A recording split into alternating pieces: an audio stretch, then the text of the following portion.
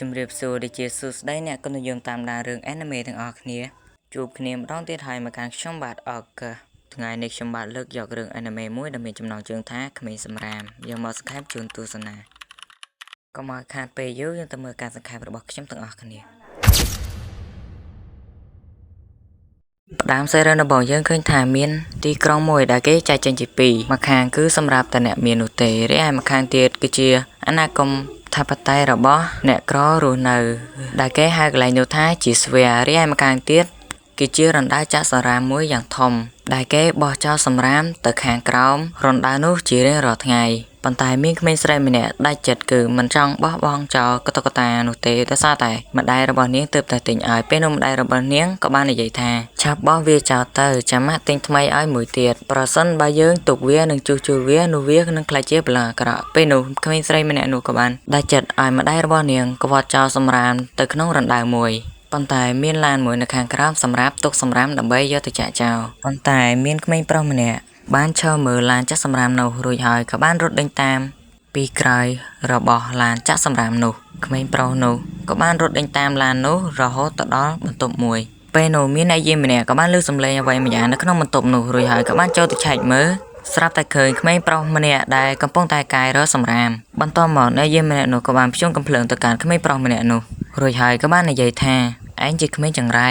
ដែលមកកាយសម្រាមនៅទីនេះជារៀងរាល់ថ្ងៃដើម្បីយកទៅបំពុលបរិស្ថាននៅពេលដែលក្មេងប្រុសម្នាក់នោះក៏បានងាកទៅស្រាប់តែពេលនោះអ្នកយាមម្នាក់នោះក៏បានគូសសំឡេងអាសន្នដើម្បីឲ្យអ្នកយាមផ្សេងទៀតដើម្បីមកចាប់ក្មេងប្រុសម្នាក់នោះពេលនោះក្មេងប្រុសម្នាក់នោះក៏បានវាយប្រហារទៅកាន់អ្នកយាមទាំងអស់នោះដោយបោះសម្រាមទៅលើពួកគេមានការខ្ពើមជាខ្លាំងដោយសារតែសម្រាមនោះកូហ្វក់និងក៏ក្រិចខ្លាំងពេកបន្ទាប់មកក្មេងប្រុសម្នាក់នោះក៏បានរត់គេចទៅតាមជញ្ជាំងលូបាត់ទៅបន្ទាប់មករៀមនឹងរត់ចេញពីទីនោះហើយស្រាប់តែទ្វារក៏បានបិទពេលនោះអ្នកយាមទាំងអស់ក៏បានមកព្រមគ្នាដើម្បី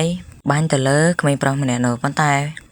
មិនអាចធ្វើអ្វីក្មេងប្រុសម្នាក់នោះបាននោះទេពេលនោះក្មេងប្រុសម្នាក់នោះក៏បានត្រូវរបួសនៅដៃខាងឆ្វេងបន្ទាប់ពីចេញពីលូក្រោមដីនោះក្មេងប្រុសម្នាក់នោះដែលមានឈ្មោះថារ៉ូដូ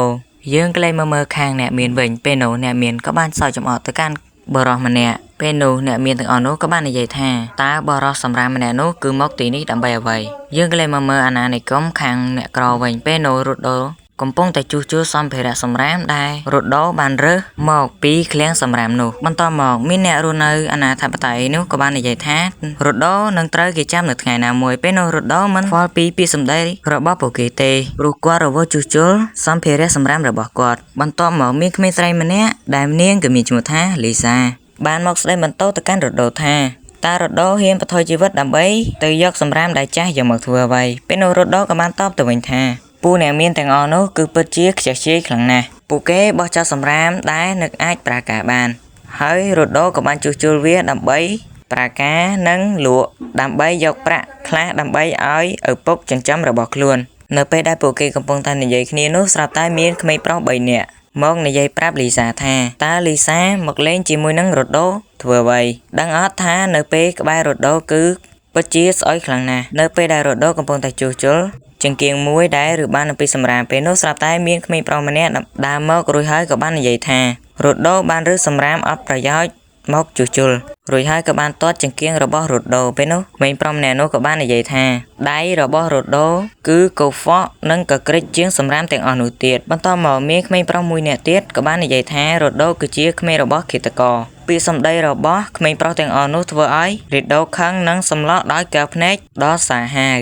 រ៉ូដូមិនហ៊ានឆ្លោះប្រកែកជាមួយនឹងអ្នកទាំង3នោះទេប៉ុន្តែក្មេងប្រុសទាំងអស់នោះបានហៅគាត់ថាជាកូនប្រុសរបស់ឃាតករនៅពេលដែលរ៉ូដូខឹងនិងសម្លក់ទៅកាន់ពួកគេបន្ទាប់មកពួកគេក៏បានដើរចេញរួចហើយក៏បាននិយាយថាកិត្តិយសរបស់ពួកគេបាត់បង់គឺដោយសារឪពុករបស់រ៉ូដូគឺជាឃាតករនៅពេលដែលពួកគេដើរចេញទៅផុតបន្ទាប់មករ៉ូដូក៏បានទៅរើសចង្គៀងដែលក្មេងប្រុសទាំងអស់នោះទាត់ចោលពេលនោះលីសាបានចាប់អារម្មណ៍ទៅលើកតុកតាឆ្កែមួយបន្ទាប់មករ៉ូដូបានតបទៅវិញថាប្រហែលជាកូនកតុកតានោះខ្លាចជារបស់នាងក៏អាចថាបានពេលនោះលីសាក៏បាននិយាយថាវាគឺពិតជាស្អាតខ្លាំងណាស់នៅពេលដែលរ៉ូដូបានដើរមកកន្លែងលីសារួចហើយក៏បានយកកតុកតារៀបនឹងឲ្យលីសាប៉ុន្តែពេលនោះស្រាប់តែម្ដាយរបស់លីសាបានមកហៅលីសាដើម្បីឲ្យត្រឡប់ទៅផ្ទះវិញនៅពេលដែលរ៉ូដូធ្វើដំណើរទៅកាន់ផ្ទះរបស់ខ្លួននោះឪពុកចិញ្ចឹមរបស់រ៉ូដូក៏បាននិយាយថាស្ងាត់ស្រាប់ទៅញ៉ែ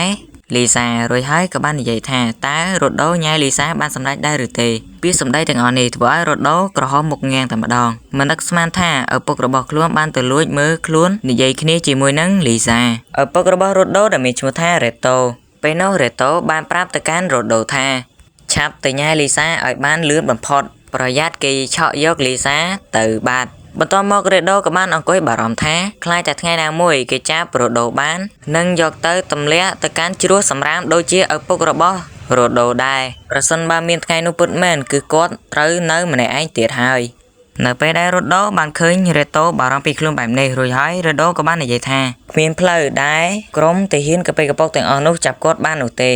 នៅពេលដែលរ៉ូដូកំហុកទៅកាន់រ៉េតូនោះស្រាប់តែធ្វើឲ្យរបួសកាពីយប់មិញឈឺឃើញដូច្នោះឪពុកររបស់រ៉េតូបានរុំរបួសឲ្យភ្លាមរួចហើយក៏បានដោះស្រោមដៃរបស់រ៉េតូដើម្បីយកទៅទុកពេលនោះរ៉េតូក៏បានគិតទៅដល់កាលពីក្មេងគឺមនុស្សគ្រប់រូបតែងតែសើចចំអកទៅកាន់ដៃរបស់រ៉េតូប៉ុន្តែស្រាប់តែនៅថ្ងៃមួយរ៉េតូបានយកផ្អប់អ្វីម្យ៉ាងដែលមានស្រោមដៃនៅក្នុងនោះដើម្បីយកឲ្យរ៉េនដូពាក់